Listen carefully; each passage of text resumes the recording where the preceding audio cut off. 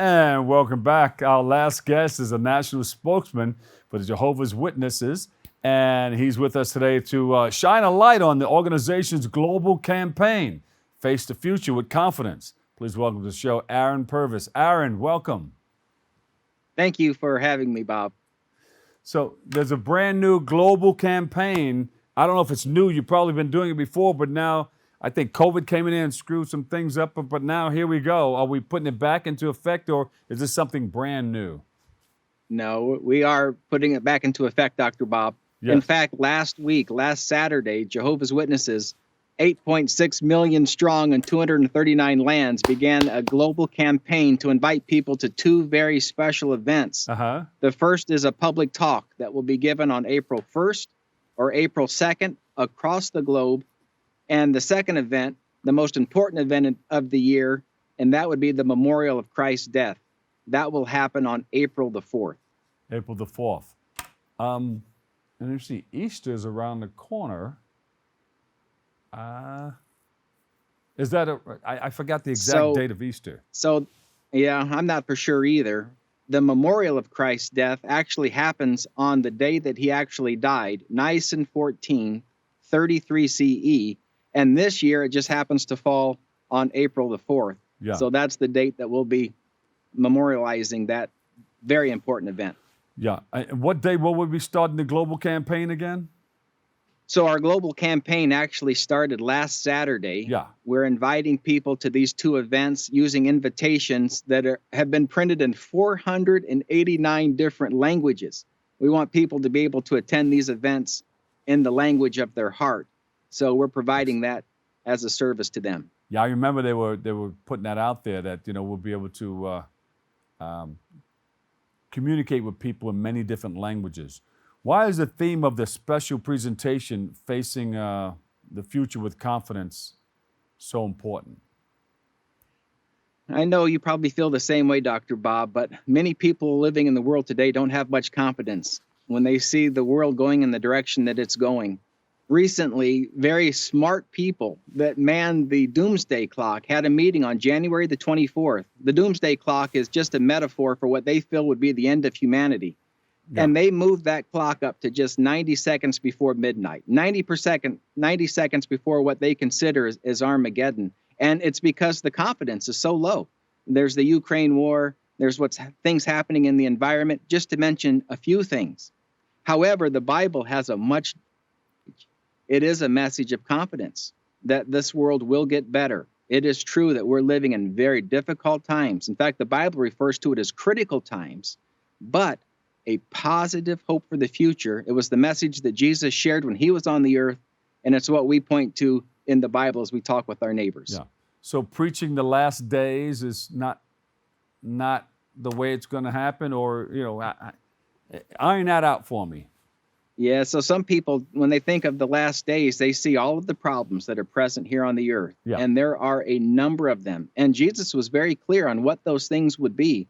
In fact, in Matthew chapter 24 and 25, you handcuff those two chapters of the Bible together. That was all an answer to a very important question: what will be the sign of your presence, and the conclusion of this system of things? Yeah. But what people sometimes forget to think about is it's the last days of difficult times.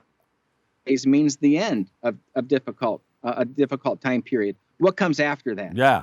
And that's going to be the theme of that special talk, that you can face the future with confidence. And we're not just telling people turn the frown upside down and be happy and be positive. We want something tangible. Yeah. It's not blind credulity. Here's something that's very significant in Bible prophecy and Bible scripture that can have an impact on your life today. So this is something that's going on. We're teaching this. Is it on Zoom, or is it a physical place, brick and mortar, that we have to go to, where we're teaching Facing the Future with Confidence? That's a great question, Dr. Bob. It's actually going to be both. Again, these events are going to be held in 239 different lands. The far majority of individuals will be attending those in person, and a person can log on to our website, jw.org. They can click on the home page. Right there is the memorial of Christ's death. Find out more. We'll take them to a map where they'll put in an address, and it'll tell them the location and the place, the location and the time of both of these events. Now, for those that are immune compromised or they're not able to get out of their homes, there'll also be a Zoom feature. Yeah. If that's going to be present in other countries, certainly here in the United States, where a person can also attend electronically if need be. And Aaron, what will our community learn? How will this help our community? We're all looking for solutions to everyday problems that we face. Yeah. If that is something that's happening in the family or something that's happening in the workplace or something that's happening in the school, people wonder, what is a good solution to this problem? Well, we feel that the Bible has stood the test of time, and the principles found in it were as beneficial then as they are right now. And these principles fit every person on the planet. It doesn't matter their race, their background, their nationality, their educational level. These Bible principles work. And the fact is seen in the individuals that follow these principles in their everyday life. So it can help them in their families. It can help them in school. It can help them in their workplace. It can help us to become better neighbors and friends with each other. Yeah. And some of the resources that are available for people who are struggling, what do we have? Our website, jw.org, is the most translated website in the world. And everything there is free. In fact, right now, our watchtower that we're sharing with the public, and many of your listeners may have seen this on our literature carts around town, deals with mental health, what the Bible's view of that is. And even with these mental health crises that people find themselves in, whether it be depression or anxiety, undue worry, here are some principles that could help you. Now, it acknowledges that doctors play a role, obviously, and medicine plays an important role, but here's something else that can play a role, and that's some thoughts here from the Bible that can help you to cope with these challenging circumstances that we find ourselves in.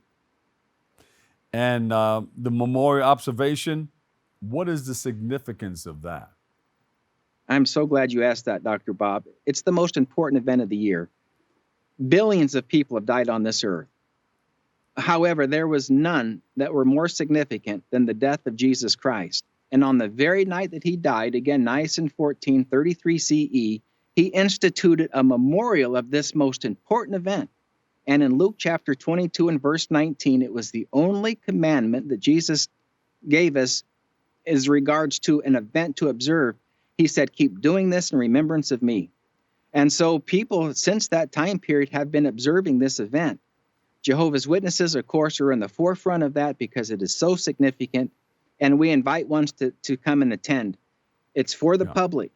Last year, half of the people that attended the memorial in the United States were not Jehovah's Witnesses. In fact, 1 in 142 people last year were with the memorial observing it with Jehovah's Witnesses. Yeah. And so this is a significant event. People that read the Bible understand that, and we're providing this service for anyone that would like to come and follow what Jesus said. Keep doing this in remembrance of me. Aaron Purvis, thank you so much for joining us, and you're welcome back, okay? So we can go to JW. Thank you, Dr. Bob. Yeah, we can go to jdub.org, jw.org. That's it. Okay. Thank you. We appreciate you. Thanks for coming. All right. Thank you. All right.